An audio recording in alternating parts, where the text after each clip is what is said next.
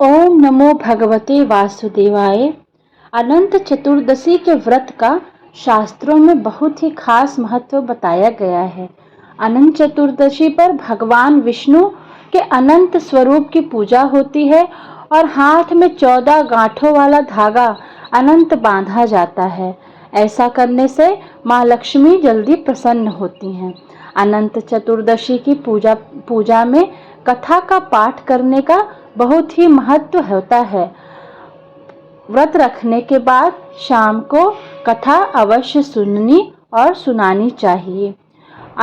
आज मैं इस वीडियो में आपको अनंत चतुर्दशी की व्रत कथा सुनाने जा रही हूँ।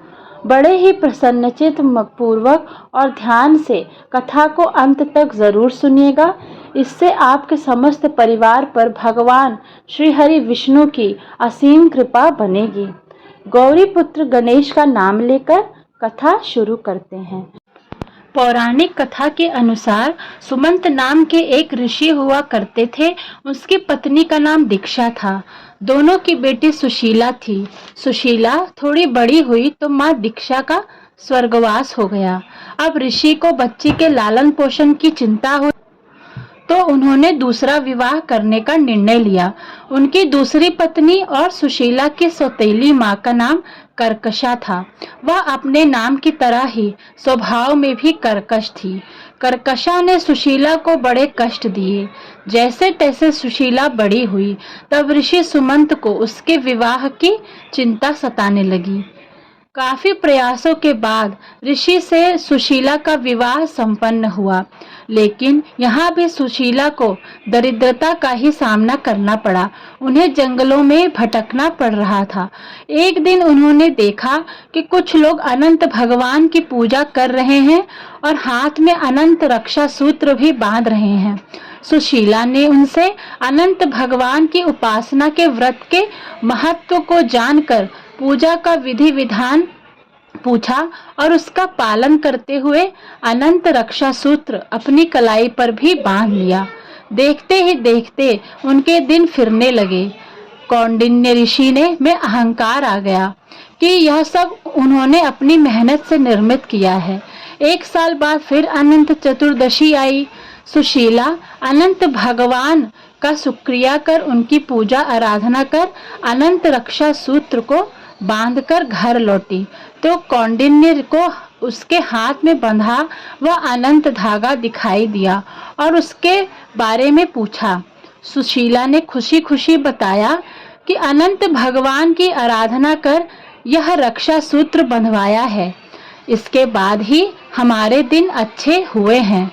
इस पर कौंडिन्य ने खुद को अपमानित महसूस किया और सोचने लगे कि उनकी मेहनत का श्रेय सुशीला अपनी पूजा को दे रही है।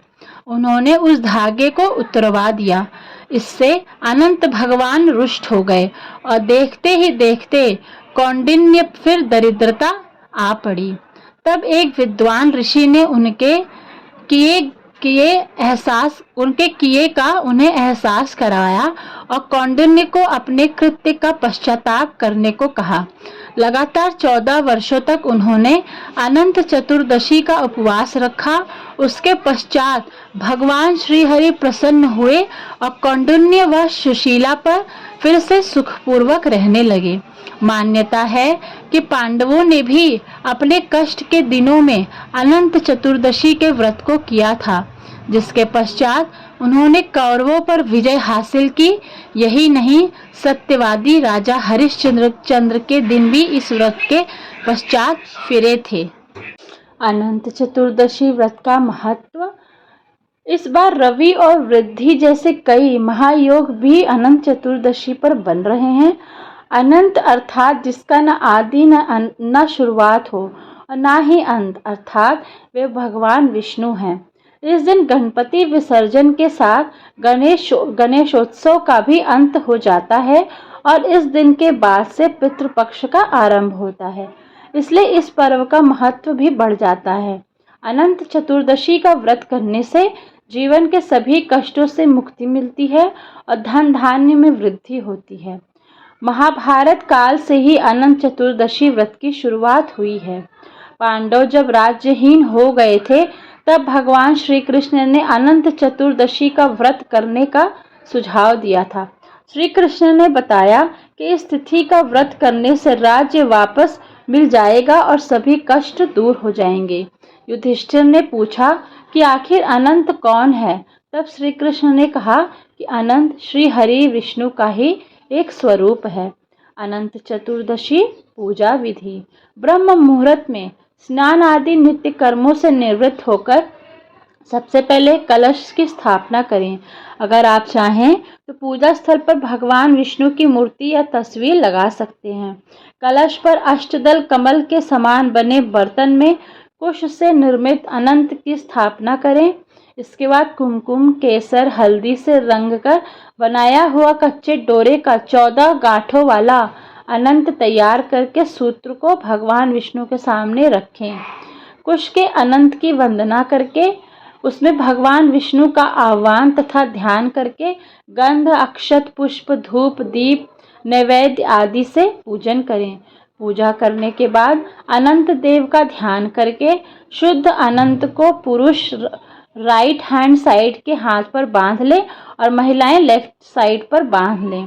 यह डोरा भगवान विष्णु को प्रसन्न करने वाला तथा अनंत फल देने वाला माना जाता है।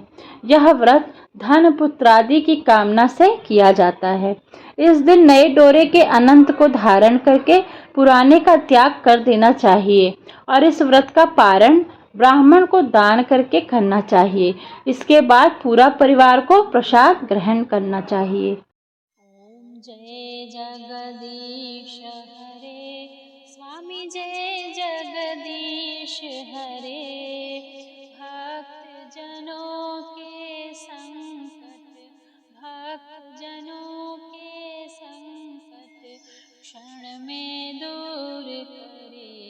ओम जय जगदीश हरे। जो ध्यावे फल पावे, दुख बिन से मन का। स्वामी दुख बिन से मन का। सुख संपत्ति घर आवे, सुख संपत्ति घर आवे।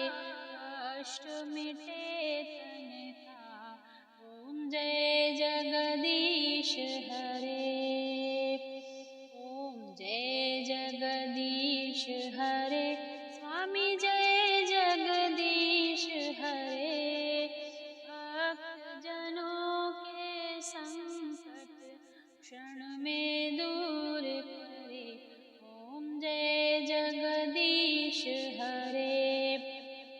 मात पिता तुम मेरे, शरण गहूँ किसकी। ओ स्वामी शरण गहूँ किसकी। तुम बिन और न दूजा, तुम बिन और न दूजा। आश करूं जिसकी। ओम जय जगदीश हरे। तुम पूर्ण परमात्मा, तुम अंतर्यामी। ओ स्वामी तुम अंतर्यामी। पार ब्रह्म परमेश्वर, पार ब्रह्म परमेश्वर। तुम सबके स्वामी। ओम जय जगदीश हरे। तुम करुणा के सागर, तुम पालन करता। ओ स्वामी तुम पालन करता। मैं मूरख फल कामी, मैं सेवक तुम स्वामी। कृपा करो भरता। ओम जय जगदीश हरे। तुम हो एक अगोचर, सबके प्राण प्रति। ओ स्वामी सब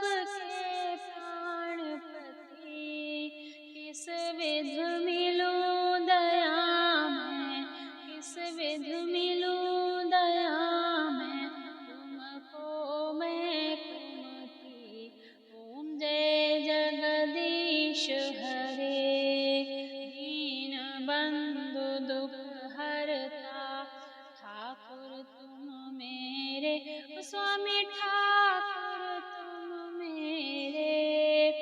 अपने हाथ उठाओ, अपने हाथ उठाओ, द्वार पड़ा तेरे। ओम जय जगदीश हरे, विषय विकार मिटाओ, पाप हरो देवा, ओ स्वामी